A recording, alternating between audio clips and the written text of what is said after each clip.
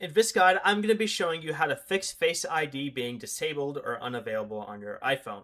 This is Miguel from Just Boz, and before we get into this guide, make sure to like the video and subscribe to the channel with all notifications on for more content like this. It really does help out the channel and we'd greatly appreciate it. If you have any questions, just ask them down in the comment section below. I'm going to be doing my best to reply to every single comment down there.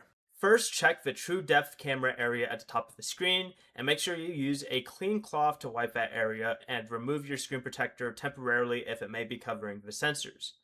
If Face ID still doesn't work, you can open the Settings app, scroll down, and press the option that says Face ID and passcode.